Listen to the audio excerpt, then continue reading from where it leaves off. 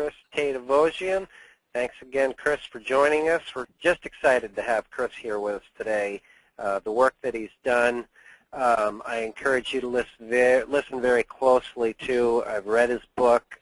He's got great tips that, are from his real-life experience. Will give you some awareness and knowledge on how to understand relationships and some of the common pitfalls that people experience, so that you can avoid those and keep those relationships intact. So some very valuable stuff. Chris and I have traveled some similar geographic paths.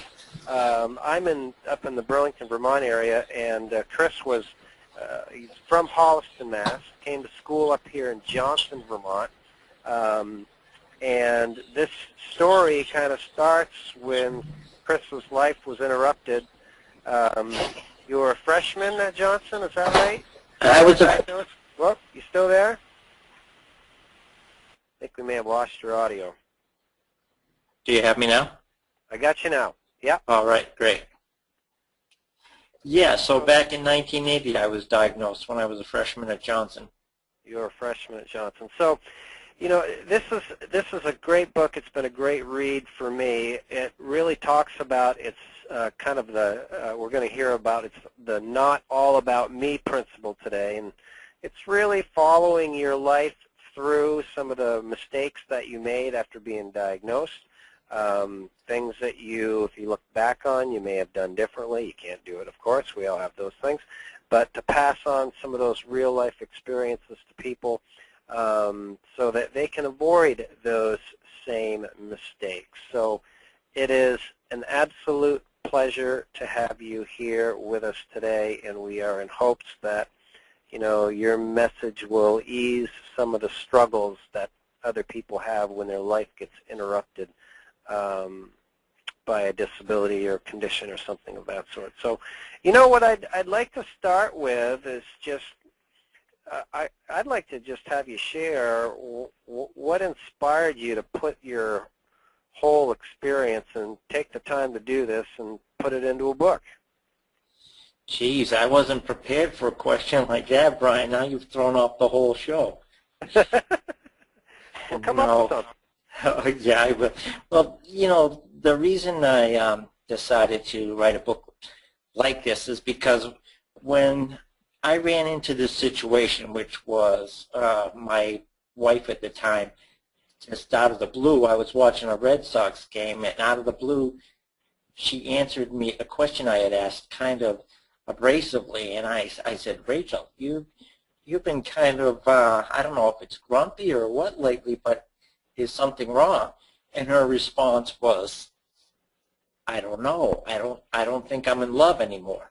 So I was blown away by that because, she said she wanted a divorce, and all I could think of was, well, I'm disabled. I've been relying on my wife for the past 10 years. Now, what's going to happen as far as I'm never going to be able to meet anyone else? And, I just was very depressed, and I was spiraling downward, and I thought to myself at that time that I was the only one that could possibly going through such an experience. And the more that I have met with different support groups and spoken to different groups, I can't believe the prevalence of the situation. I mean, I found out not too long ago that 75% of the people with MS, married people with MS, 75% end up in divorce. And that just blows me away. So you're saying, sorry to interrupt, Chris, but you're saying that 75% of the people that have MS marry people with MS? Yes. And those relationships end up in the 75 percentile for a divorce? Yes. Okay. Scary, isn't it? Scary number. Yeah, it is. Yeah. It's a tough disease to live with for not just the person living through it, but the entire family. And the fact that, I hate to say it, and this is true with all chronic illness, is it brings out anger and mean-spiritedness, and you end up taking out these things on the wrong person. You take them out on the person closest to you that you love the most, but because they are there and they're hearing what you're going through all the time, they deal with whether you say something to them directly or whether they're just hearing you in the background struggling and getting mad at yourself. And I have to say, I was a very loud person when I was mad, and not at my wife, but if I'm in the bathroom struggling and falling, I mean, everybody knew what was happening, and it takes its toll. And I want to help people avoid hearing that statement at some point that whether it's Chris or whatever your name is, fill in the blank, but blank, I'm not in love anymore, I want a divorce. And it's been my goal to help others avoid making the same relationship-destroying mistakes that I once made, unknowingly, just with the anger and the misdirected or the miscommunication and the lack of communication. And there are a lot of issues. I wrote an article recently that was in Pathways magazine, which is a MS magazine in the United Kingdom. And this article had like 9 characters in it that were all different characters in the disease of MS, whether it be anger, miscommunication, and just a lot of different characters. And worry, anxiety, these were all characters that were in there. And these are all characters that combined caused my marriage to fall apart. And I just want to help people avoid making those same mistakes. And, I know I won't be able to answer any questions today. But, well, you will, actually. Yeah. If you're up for it, we'll save a few minutes at the end, and I see folks have already started firing some questions off. Sure. What would they, and for those of you in the audience, the question asking feature is on the GoToMeeting software. Just type your question in. If it's all right with you, we'll set a few minutes aside. Oh, that's fine. Yeah, so let's go back, if we could, when you were up here in Vermont and hanging out, and I see this wonderful picture of you down here at Breakwater. It's one of my favorite hangouts. And in the early days when you were diagnosed, you had periods where, you were kind of, I guess I would say it was touch and go. I mean, there were some indications that everything was okay, and then you had some signs. So right. That's going way back. Now you're back in around 1980.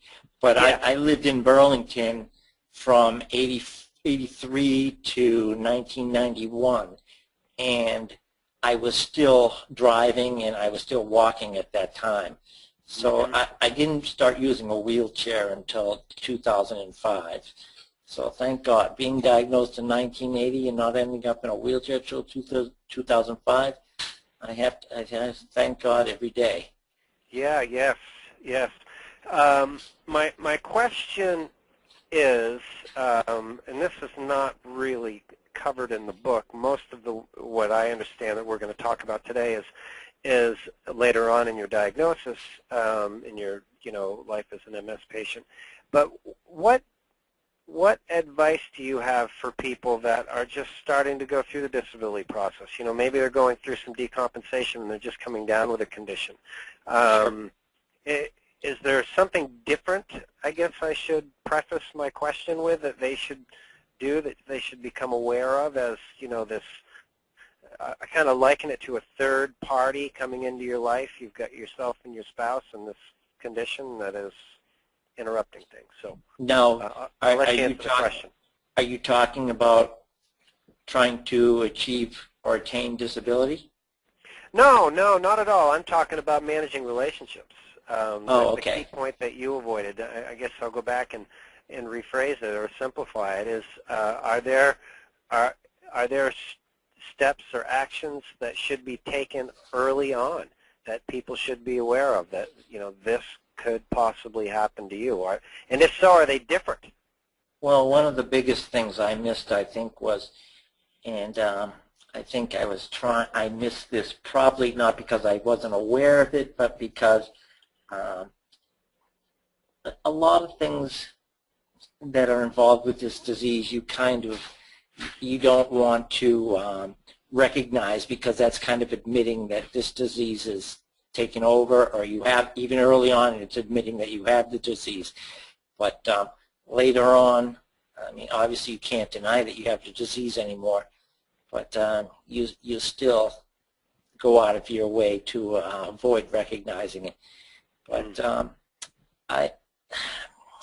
to answer your question, as far as the biggest thing that I missed was seeing a counselor. Now, I saw a counselor when I was having trouble in my marriage. I saw a counselor, and it did not help either me or my wife. It actually caused the situation to exacerbate and worsen over time. And it was because the counselor did not take into consideration the disability. And that's why I just want to recommend to people, when you seek a counselor, whether you want to help your marriage along, or whether you progress to the point where you really need a counselor to try to save your marriage, I recommend that you find a counselor that deals with disability. And I know that they exist in Burlington, Vermont, because I was up there at a time when I was seeing a woman that was very good. And I would recommend going through the hospital. I mean, the chief neurologist for MS is Dr. Hamill over there in Burlington at the medical center, and that's Hamill. If you can get in touch with Dr. Hamill, which is a head of neurology there, he can probably help you get in touch with a counselor that can help you out in the situation. He was very good with me. So the same would be true as our audiences from, all over the U.S. So if they were to go back through to, their treating neurologist and ask for a referral. I've done the same here in Boston, yes. Yeah, a good tip. Okay. All right. That's good. There's something that I'd like you to share with the group in here that I felt was a key part of your book, called the Peter Principle. And as I followed your story along, you returned to faith, and I felt this was important. An important part of it. What did you refer to it as? The Peter Principle. The Peter Principle. Yes, yes. So in here you talk about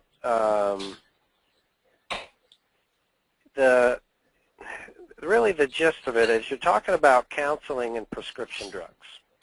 Okay. And that if you're taking prescription drugs like Zoloft for depression, then there also needs to be some consideration for your spouse, because you're both in this together, ideally. Absolutely. Yeah. I mean, because that was a big downfall in my relationship, was that I was taking the Zoloft and I was feeling wonderful, but my poor spouse had no relief from the situation. And Zoloft, Zoloft is not something you notice is taking any effect, but as far as not being angry and being at ease, it's huge. It's an incredible drug. Yep. And I guess from, my position is always this, and it's interesting because I deal with people in this space. If you can avoid taking drugs, I prefer to see people take that position. So I guess if it's not Zoloft, whatever it is that one is doing, whether it's drug dependent or whether it's non-drug dependent, really it needs to be counterbalanced with what the spouse does, so they get the same results. That's right. That's what I'm getting at in the Peter Principle, which I thought was a great point. Okay. Yeah. Very cool. So let's see. The next thing I wanted to talk about was I wanted to ask you about here was are there any other really telltale signs or things that you would encourage people to avoid, and maybe even if they're obvious or not, that are destructive relationship, that could be destructive to a relationship? I mean, I guess what I'm saying is there's a lot of people that go through life in this situation, and their behavior is such that maybe they justify it because they have a condition or a disability, but at the end of the day, what they're actually doing is just driving a stake between themselves and their spouse. And I also expect, Chris, that there's other relationships that this is sensitive to. So, so true. Do you have any insight on that? Well, I wasn't aware that I was doing it, so I'm sure there are many of us out there that aren't aware that you're doing it. But that constant misery that you are sharing, or the anger that you're sharing, all those negative things are being absorbed by the people around you, your children, your spouse, and it makes them want to get away because you can only take so much of it. And now we have the disease and we can't leave it, and that even makes us more angry that we can't get away and everyone else can. But the fact is, you have to let people have time away. I mean, I never wanted my spouse to leave the house. I used to get upset that she would read People magazine when she got home from work and I'd been alone all day. And I'm thinking, I haven't had adult communication all day long, interaction, and now the first thing you're going to do, Rachel, is read a magazine. And I just, these kind of things just drove a stake in between a relationship. I can remember things like I started staining the deck, and with MS, sometimes you can do things, sometimes it creeps up on you really quickly, and you have to stop all of a sudden. I can remember end up lying on the deck and waiting for my wife to get home because I couldn't even get up. I had done so much work on the deck that I was a mess, and when she came home, that's the first thing she runs into. And that didn't just happen one day. That happened a lot of days. And that's really tough for a person to come home to a nightmare situation almost every day. I mean, if that doesn't drive somebody away, I don't know what would. So you have to be aware of what you are doing. You have to remember, this is the person that you fell in love with, and it's the most important person in your life. And now your misery is taking, it really is taking precedent over your spouse, and you can't let that happen. Mm-hmm. So would it be safe to say a word of caution on situations that would cause events like that? Is that what you do? You avoid them? I mean, you don't want to have your wife come home to that or your spouse come home to that. So, well, yeah. As we all know with MS, and I'm sure the other diseases as well, there's a point you can go to at which you reach MS-related fatigue, where you can't even stand or walk up anymore. You can't pick up a cup anymore because your hands become more numb. They start to feel like baseball gloves, like they're swollen and everything. You have to avoid reaching that point. You have to recognize when to stop so that when your wife or your husband comes home, you're not wiped out and at a critical point where they have to take care of you, help get you off the floor, and just deal with the struggle. Because after you work for 8 hours, the last thing you want to do is come home to a situation that is just more dire than the one you just left at work. Got to go back to those basic dating principles. Save some energy for your spouse. Exactly. Yeah. Yeah, it's great common sense. We all need reminders of things, right? Right. So you speak in your work here of kind of getting onto the solution things that we've talked about, Chris. Clear and open communication. Yes. Just oftentimes difficult, especially for guys, Right. We're not known to be the best community. I can't speak for all of them. Just a few guys I hang out with. I know they're not the best community. I know. So, but this is great. So, bring us through this. What do you mean by clear, open communication? Well, you can no longer assume that your spouse or anyone else knows what you're thinking.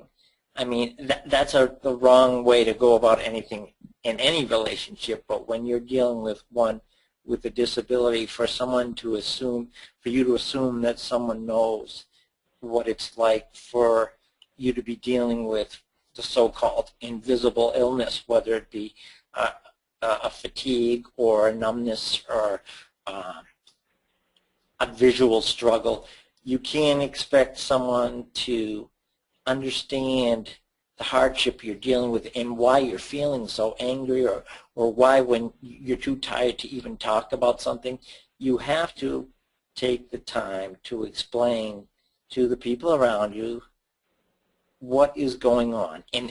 And you can't wait until you reach that point of fatigue and frustration to do it. When you're having a good night and you're sitting around watching Jeopardy or whatever, that's when you need to take the time to just say, hey, Rachel, you know when I get to the point where I'm so angry because I can't move anymore, I don't mean to be upset with you.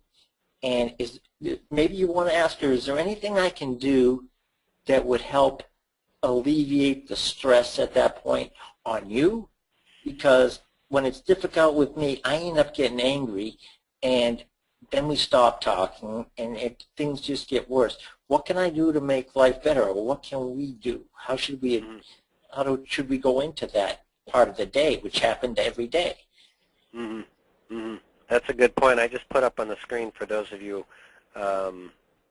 watching the cover of Chris's book, and what you're talking about is really pretty clear in the title. It's not all about me. It's really reaching out to see what you can do for others, is what I'm hearing from you. Right. You just can't forget that. That was the key. Obviously, the title, that was the key, because it's foolish, sounds foolish to say, I miss that it's not all about me.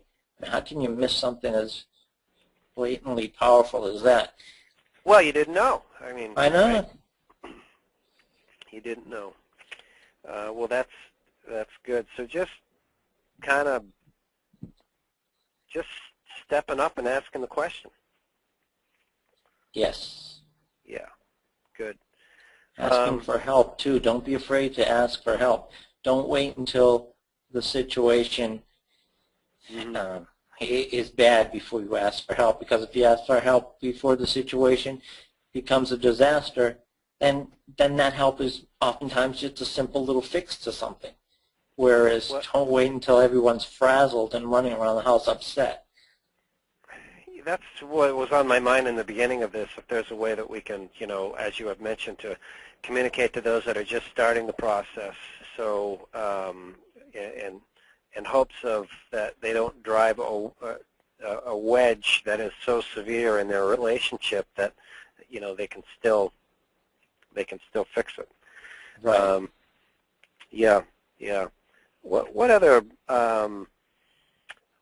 solutions or possible strategies could you share with the audience that would be helpful in supporting this not all about me strategy? Well, recognize when your spouse comes home, whether it's a show they want to watch on TV or a magazine they want to read, they need anyone needs 15 minutes when you come home from work to relax before you dive into making dinner or dealing with the kids. So, allow your spouse that time and don't get upset about it.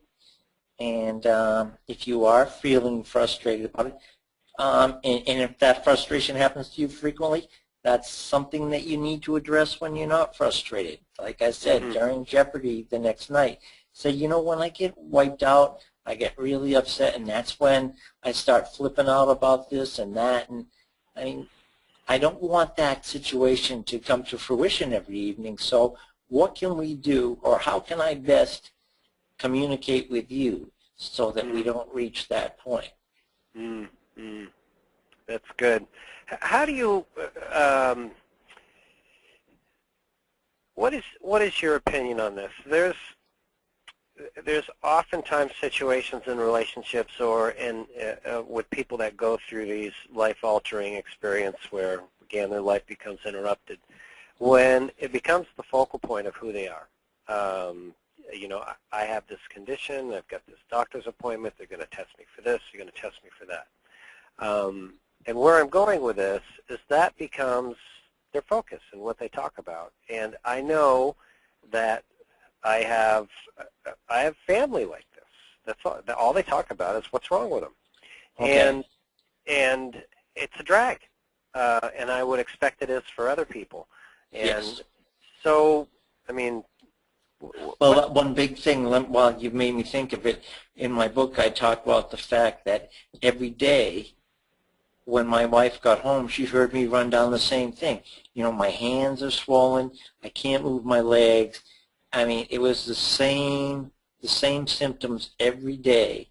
And, you know, I know what it feels like to be dealing with these symptoms and want to tell somebody, but you got to recognize the fact that you're telling someone that you have told these symptoms to night after night for the past, I don't know how many years, how long you've been together, but I mean, it's draining and it's difficult, and that has to be avoided.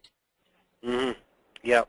And then on the other side, you've got these situations going on, and you need to be able to express and you know, express those.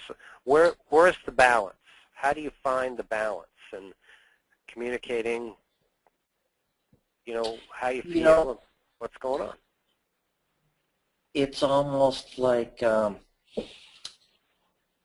trying to think of one of the situations, but where you have the same, I don't like to refer to them as minor, but every night you have the same symptoms that you've had from the time you got MS to the present or whatever.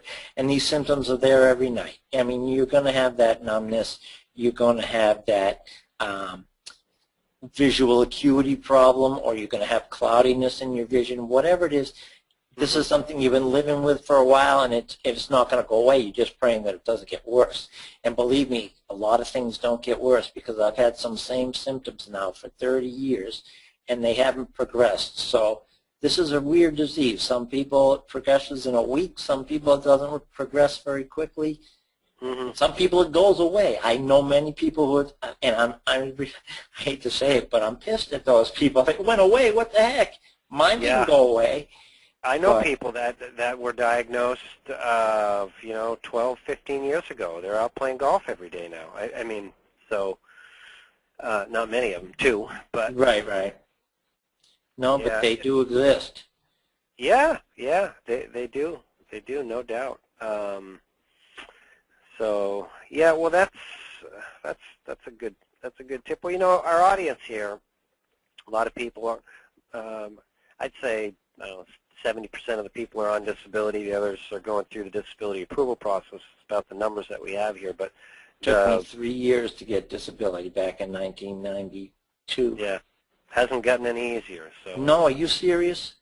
Because I used to do a radio show. I do a show called Winning Life Through Pain, and my co-host deals with RSD and some other issues. Actually, she even has MS too, but so she's dealing with different pain, and that's how this show came about.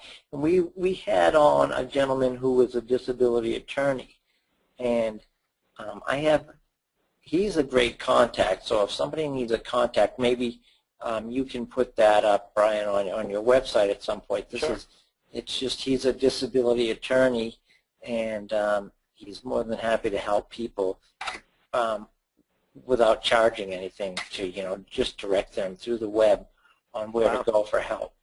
Yeah. Well, we've got a complete mini course on that, and we actually have folks advocates that are trained to speak with individuals going through the disability process, help them get their story straight, help them use their mini course and all that. But we're always looking for additional resources. So I'd be glad to, email me the link of that individual. So. I used lawyers. I used a lot of stuff to finally. What finally got me disability? Remember when Jim Jeffords was in office up there in Burlington? Mm-hmm. He's the one that wrote a letter that ended up getting me disability. So you have to use every resource you can think of to attain disability. And I hate to say it, but sitting home and filling out those forms that are asking the same redundant questions time and time again, that just is not going to do it for you. Yeah. So I think somebody's sitting back in the office saying, as long as we keep sending them forms, they think we're doing something for them, and they're not doing anything. Well, they're actually those that apply and don't complete their application. There's an attrition level there. Those that apply and get denied at the initial level, there's an attrition level there. So there is a theory. It's mostly consumer-based that people believe that they're going to put the paperwork to you. So if you're listening out there and you're going through the approval process, again, go into our members area, go down to item 1A, go through the mini course. It's a place in there where you can request to speak to one of the members of the Disability Digest, and they'll help you get your story straight and on your way. So and using an attorney is a great way to do it. It's not necessary. In our experience, you just need to do it right.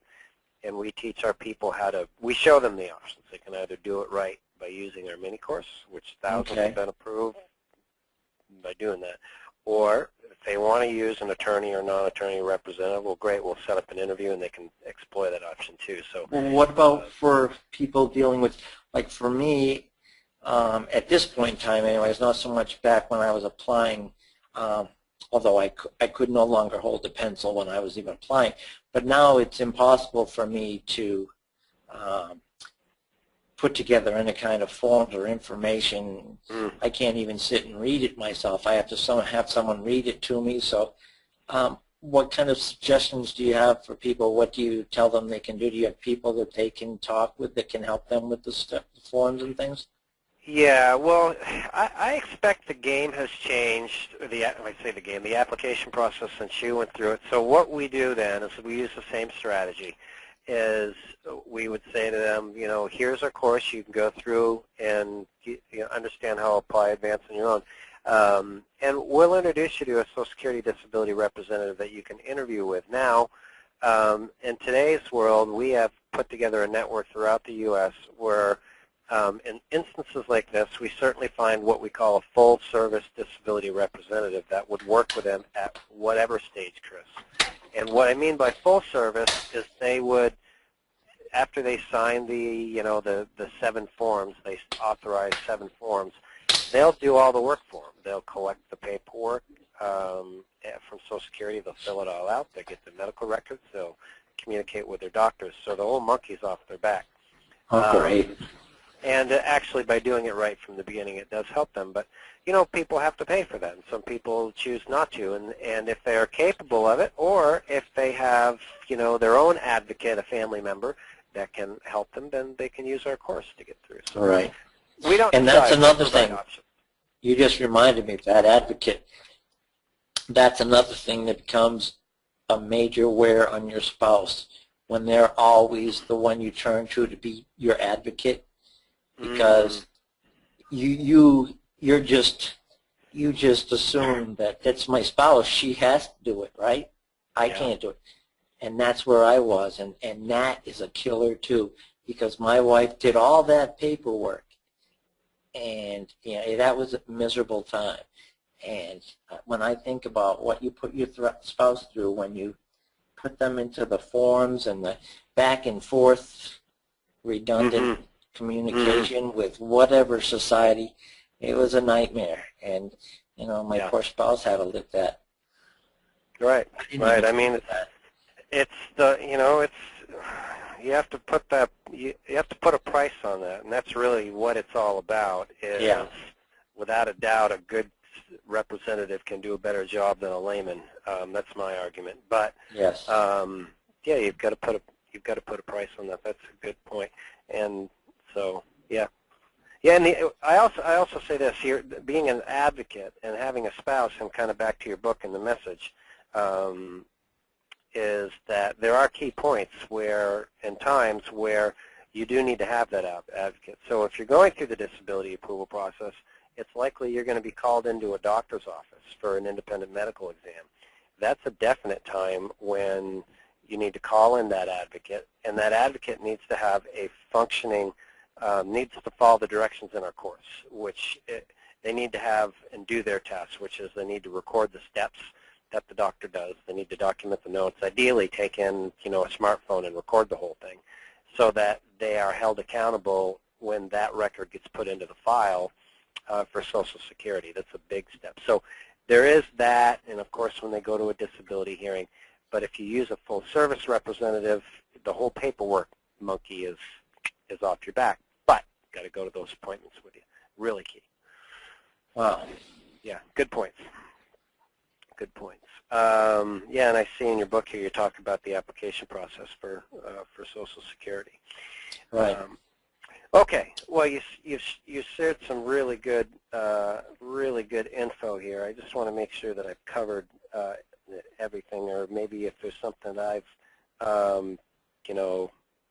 I've missed, then you can tell me. But I know that there's some questions here, and before we wrap up, I'd like to spend a few moments on the questions. And also, for those of you watching the replay, you've gotten pretty much the heart and soul of Chris's message, but there certainly is a lot more to it. And if you're interested in the book and supporting Chris's work, then there's a link on the replay. It's up on Amazon right there. So let's do this. Let's see what some of the questions are that we have here, Chris, at this time before we wrap up for the day. Sounds good. Okay. Okay. Here's a question for you. How strong is your relationship with God? And this actually was a very interesting point in the book.